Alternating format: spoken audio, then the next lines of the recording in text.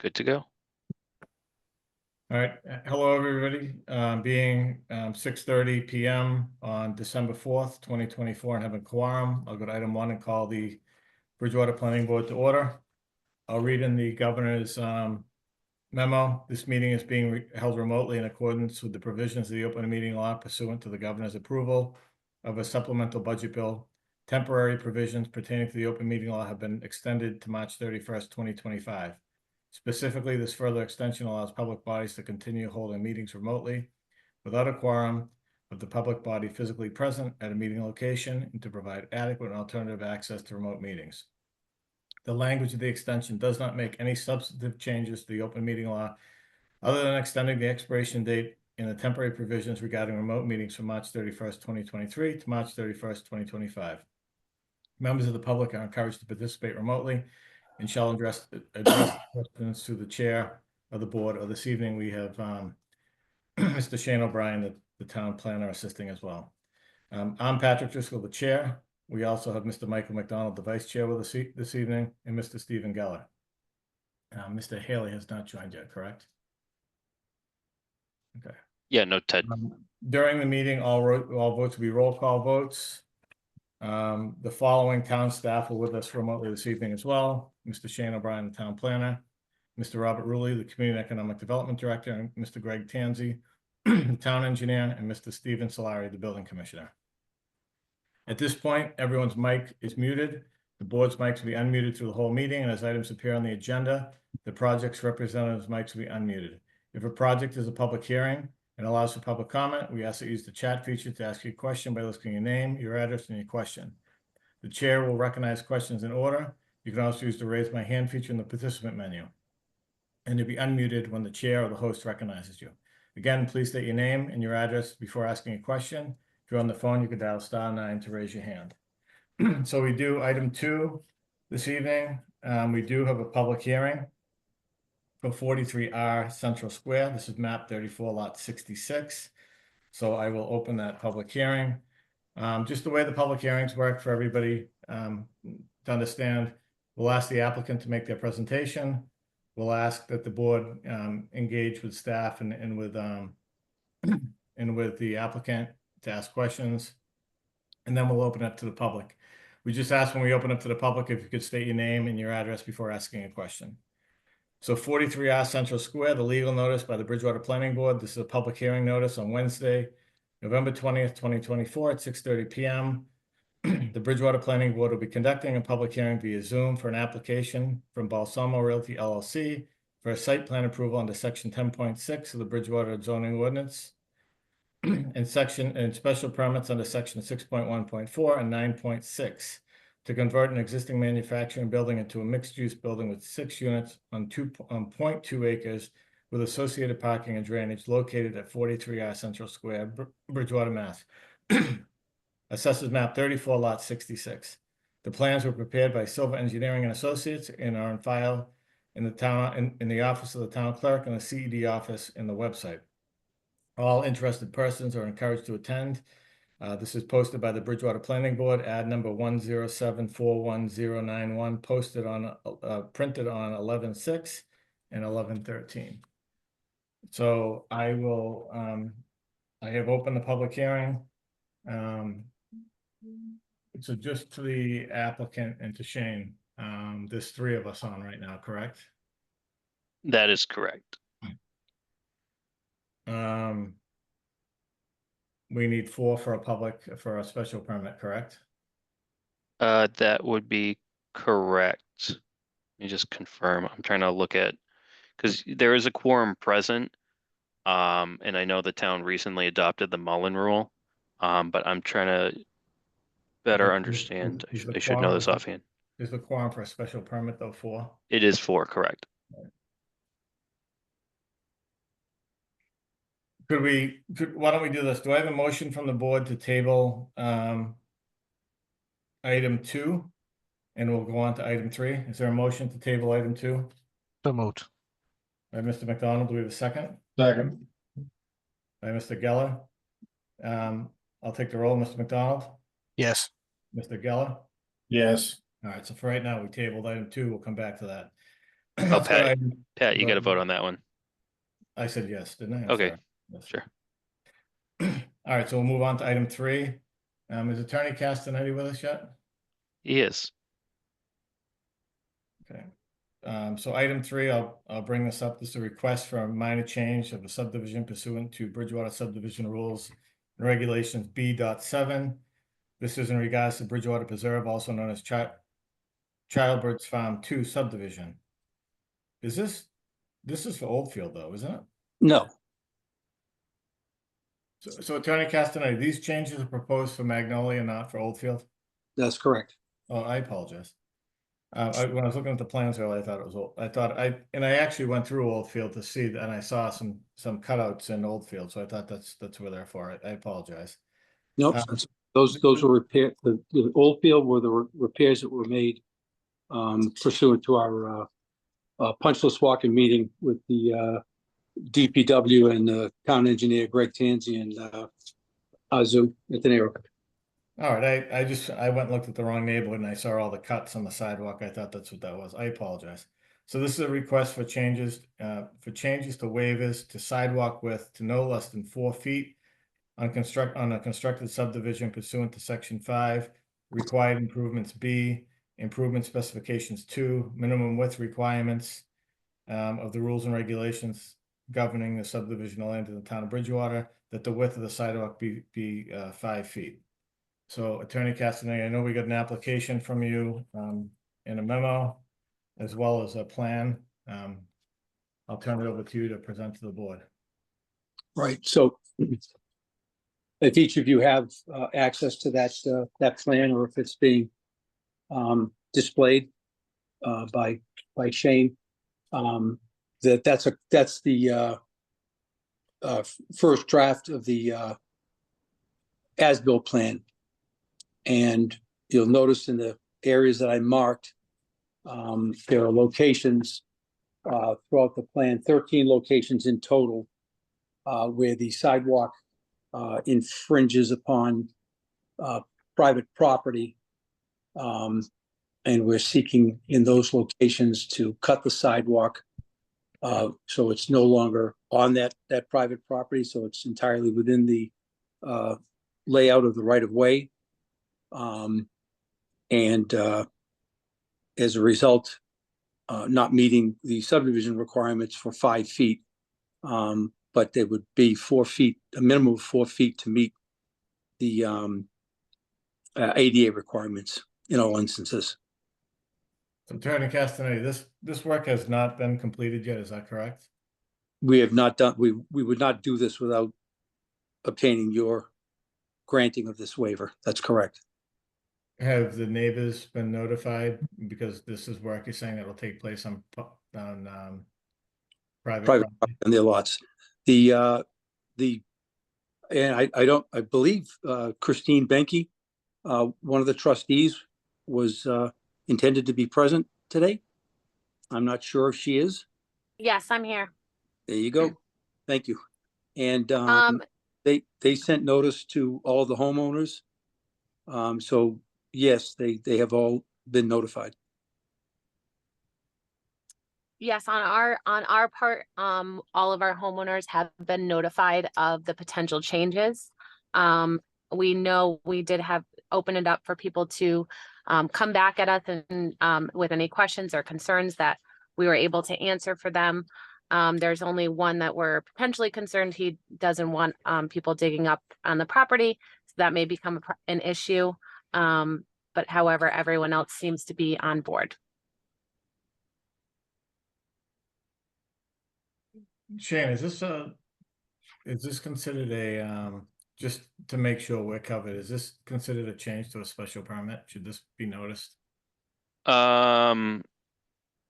No, when it comes I would say that this would be more specific to the subdivision regulations. So I would anticipate that this is more in line with, I think I noted it as section, subdivision rules and regulations B7. So with B7, there's the option for this board to accept waivers and changes to subdivision regulations through either a regular public meeting as we're doing right now, or subject to notice to abutters, as you previously stated, and consider it more of a minor modification with notice, essentially similar to kind of our process with other minor modifications, but it's specific to the language within our subdivision rules and regs. Okay, are there any board questions? Mr. Chair. Sure, Mr. Mr. Rule. Castanetti and the trustee need to identify themselves, name and address for the record. Yeah, I apologize. I apologize as well. Lee Castagnetti, representing the applicant, Longbuilt Homes.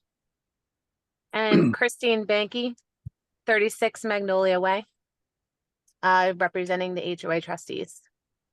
Okay, thank you. Are there any board questions for Mr. Attorney Castanetti or for Mr. O'Brien? Yeah, what's the what are the thoughts of town staff on this? Is this a safe change to make? Is this acceptable? I think we would always advise that they would follow the initial rules, but I think the way that kind of what occurred through the development process, I think there was a mistake made. But I think that being that ADA regulations are still in place here and the applicant is looking to kind of work with what they have currently, as well as the layout and maintaining the ADA accessibility, I don't necessarily have an issue. I also think that Attorney Castanet had talked to their DPW director in terms of how to kind of look at this process and how to kind of work with what we have. But I don't necessarily have an issue with what they're kind of providing. So to follow up on Michael's comment, Mr. Tanzi, what's the town's position on this from DPW? Yeah, the town's position on this and the DPW is they're in favor of this solution. I had met with Mr. Castagnetti with the DPW director and the highway superintendent, and I believe Shane was present as well. And what we determined was there was probably a small surveying error, or maybe it was in construction, but a portion of the outside edge of the sidewalk encroached on several parcels, lots in the subdivision in a particular area. And the encroachment basically varied from 0 feet to maybe 6 inches.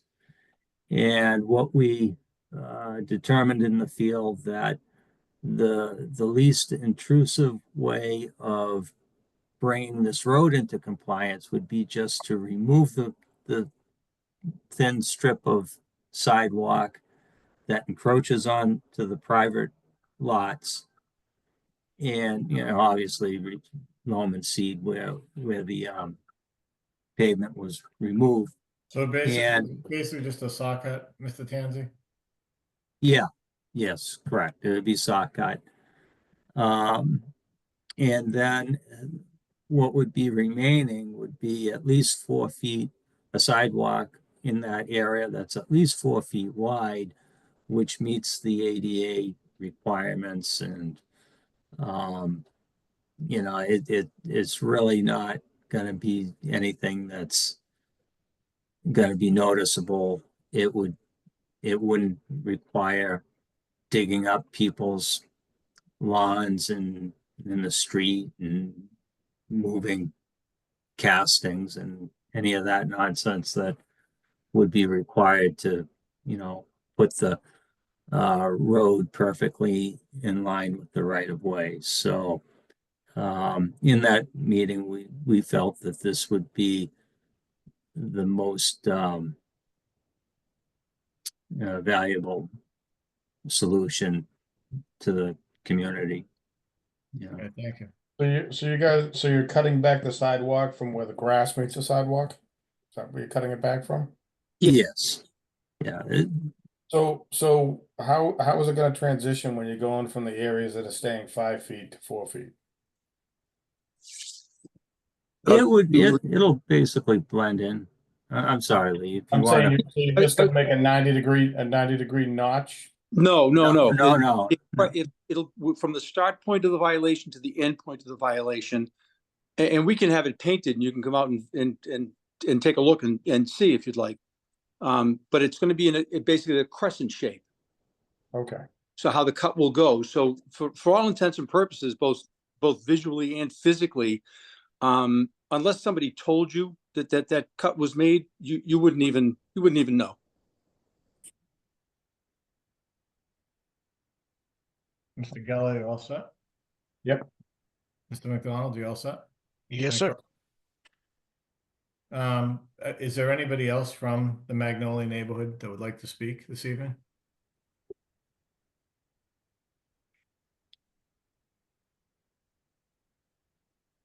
I only had one other question in regards to this. I know that we had spoken before. If this is 36 Magnolia Way, Christine Banky.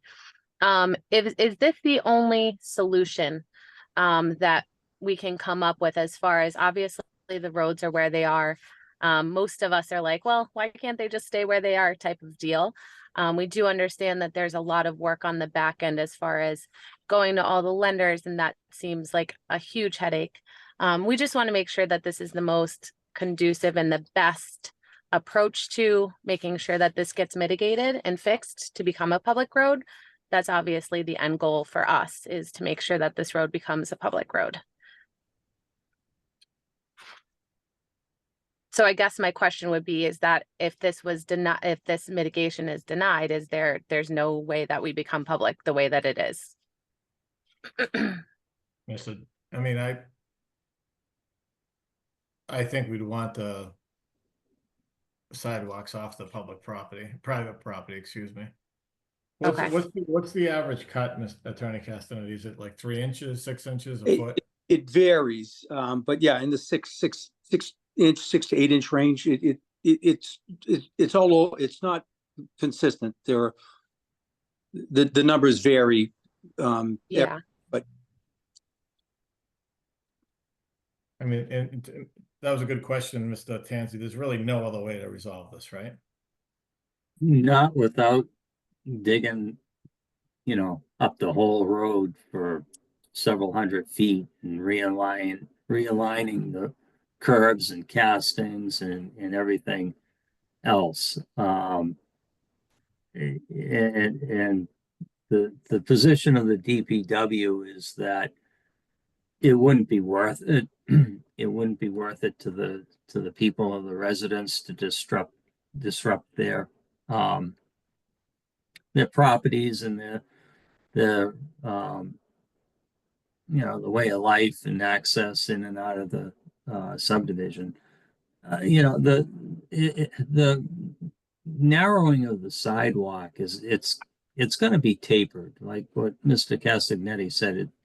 It's parabolic. It's a crescent arc, and so it will just taper that sidewalk and bring it all on public land off of private land, and that will negate all the legalities of the non-conformance, and it can be done relatively quickly, and it really isn't going to be noticeable. Well, so maybe it's best Attorney Castanetti offered to paint those areas. That way it would give a visual to the residents and maybe to the board if they want to go out and check on it, and then we can is that something that could be done between now and our next meeting, Attorney Castanetti? So if any residents have questions about it, and if the board has questions about it, we can drive through, look at it, get comfortable with it, and then vote on it at the next meeting. we can do that. I would also say that we're in favor of that as the HOA, just to get a visual layout of exactly what it will look like. This does sound like a good solution. The only other thing that I just want to point out is, I know that there are 2 sections where it's just slightly less at a mitigation rate of that 4 feet. And I think that at those two areas, there would have to be some sort of something to bring it to the 4 feet width. And our only other question in those specific two areas is, will the longevity of a patch or whatever they potentially put in place to make those sidewalks 4 feet, will that last up against plowing, longevity of just the road in general? So that was my only other concern to bring up. Yeah, so I think I think hearing from both Mrs. Banky and then from Mr. Tanzi and Attorney Castanetti, why don't we have them paint it? If that's what the board wants to do, it's just a suggestion I'm making. Somebody else can make another one. You know, why don't we have them paint it with the orange paint from point to point on each of those 15 areas? We can all drive through and look at it on our own. The neighbors will see it. People will be comfortable with it. We'll know exactly what to expect, and then we can vote on it on the 18th. That sounds great for us. Mr. McDonald, Mr. Geller. I'm fine with that. Yep, in complete agreement. Yeah, I don't think we need, you know, does somebody want to Shane, do you think we should have a vote on that, or just give them direction? We'll continue this to the next meeting. Yeah, I think that's totally fine. I think the applicant has gotten some direction from what the board has said, and I think it's appropriate to continue this item to the December 18th meeting. All right, so do we have a motion to continue item 3, minor modification for Bridgewater Preserve to December 18th? So moved. And Mr. Geller, do we have a second? Second, Mr. McDonald, any discussion? Mr. Geller, Yes. Mr. McDonald, yes. and I'm a yes. Okay, item 4, this is a Form A we received for 0 South Street. I believe, Mr. O'Brien, this is incomplete and has to be moved to our December 18th. Yeah, meeting. this will also be pushed to the December 18th meeting. Okay, so we don't need a motion on that, it's just a Form A, correct? That is correct. Okay, so going back to item 2, we still don't have Mr. Haley with us, is that correct? That is correct. All right, so do we have a motion to continue 43R Central Square to December 18th? So moved. By Mr. McDonald, do we have a second? Second. Mr. Geller, any discussion? Mr. McDonald, Yes. Mr. Geller, Yes. and I'm a yes. So everybody here, everybody that's here for 43R Central Square, we need 4 members to listen to a special permit. This requires 2 special permits and a site plan, and we do not have quorum for a special permit this evening. So you will not get noticed again, but this hearing will be on December 18th at 6:30. So yeah, and just to go off of Pat's point, I'll try to get the agenda as quick together as possible. So please note for the please reach out to myself, my email. I know my email was on the notifications. So please reach out to me. I can send you over the agenda, or please check the town's website. The agenda should be posted at least the Wednesday before the next meeting, which is December 18th.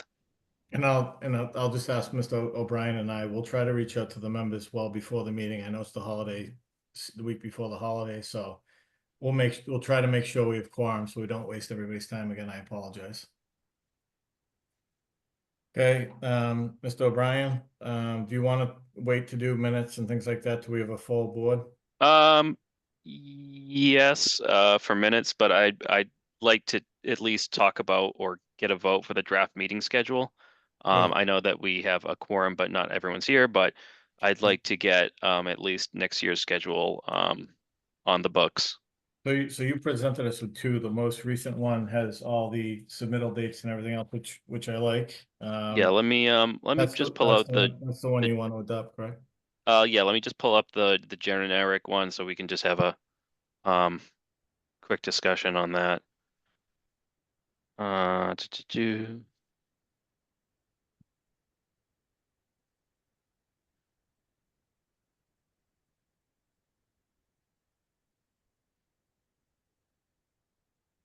So yeah, in terms of our 2025 schedule, I highlighted in the red some dates that looking to eliminate, obviously New Year's Day, July 2nd, it probably a tough one with vacations, as well as just kind of based on historical trends in terms of this board meeting, taking out Ash Wednesday as well as Yom Kippur on October 1st.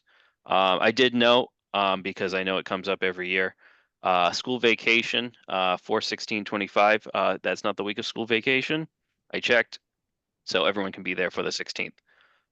So yep, I have that meeting schedule just for this board. It follows the Monday, Wednesday schedule that this board has. First Wednesday, third Wednesday of every month, with the exception of holidays. But that doesn't constitute we can't have special meetings. And then let me just share my screen for the deadlines as well. So what is going to be posted, Shane? Both? It would be primarily that schedule I just had before us. And Okay. then additionally too, I gotta touch this up because it's an ugly Excel sheet. Just kind of to help applicants along too. Just a simple version of these meeting dates, when the deadlines would be, what the expectation of a legal ad, first ad, second ad, as well as the anticipation of updated plans from a previous meeting. So obviously tighten that up, make it clean. But it gives people a little bit more direction in terms of what the expectation is in terms of getting something together. Because I get, calls all the time. If I get you something for this date, what meeting will I be on? And this will kind of provide better direction for applicants as well as anticipation for board members too, just to kind of see kind of on the inside how we kind of handle legal ads and dates and all that sort of fun stuff. So Okay.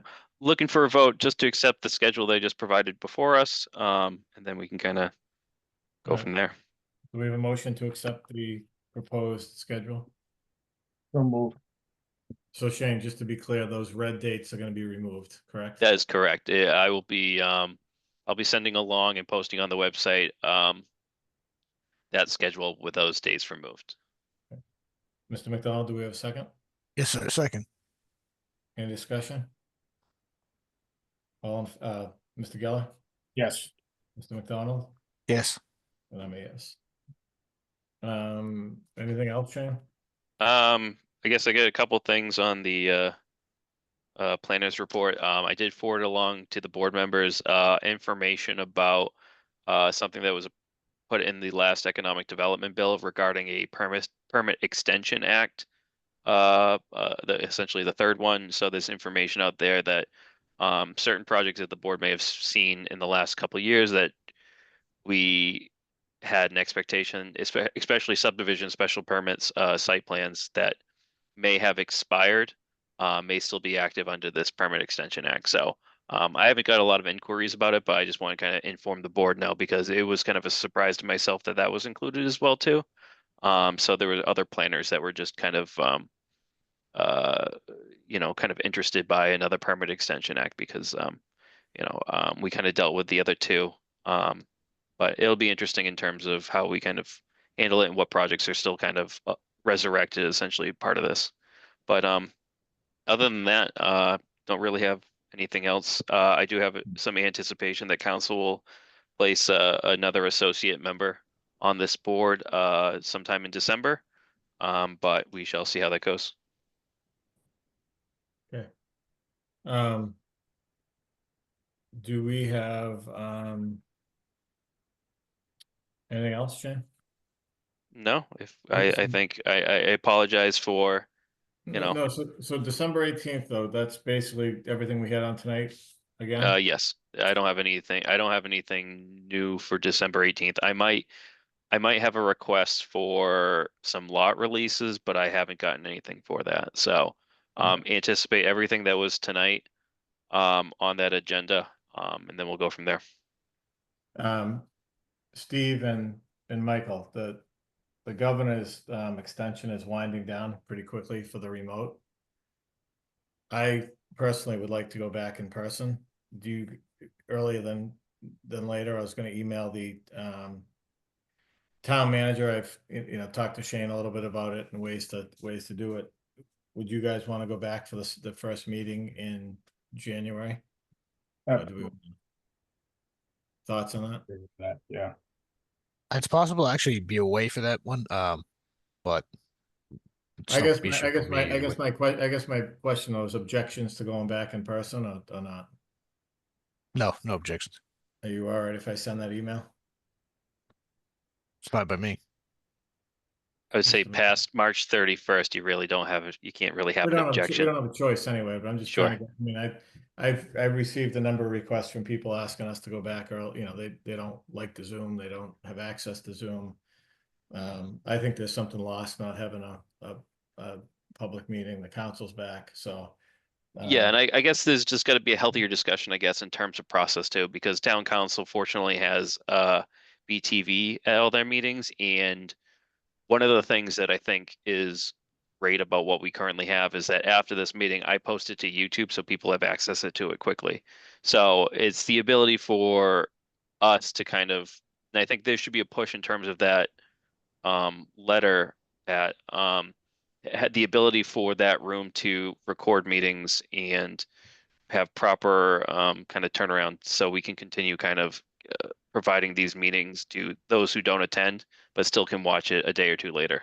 Yeah, and I don't, you know, as long as, before I sent the email, I just wanted to have the, you know, majority of the board weigh in, so. if I you mean, guys- you might have to go to hybrid meetings in order to, do what Shane is suggesting.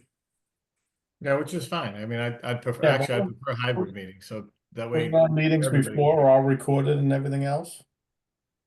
Yes, Yeah. but I get, yeah, I guess Right, this is part of before it from YouTube, but- my understanding, it requires it's going to require additional staff to operate cameras and Right, Which- well, I mean, unless the law changes, we're gonna be dealing with it on April 1st anyway, so. right. I'd like to, I guess from an internal standpoint, we got to anticipate that. And I want to kind of continue to provide quality ability for public participation and board participation as Right. much as we can.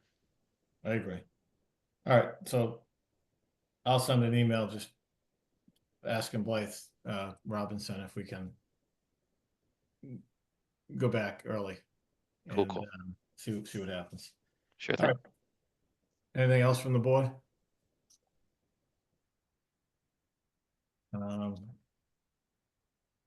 Anything else from staff? All good. Item 6, adjournment, do you have a motion to adjourn? So moved. Mr. McDonald, do you have a second? Second, Mr. Geller, take the roll, Mr. Geller, yes. Mr. McDonald, Yes. and I'm a yes, so good night, everybody, and apologies for not having quorum this evening. Night, everyone. Take care. Have a good night. Good night, everyone.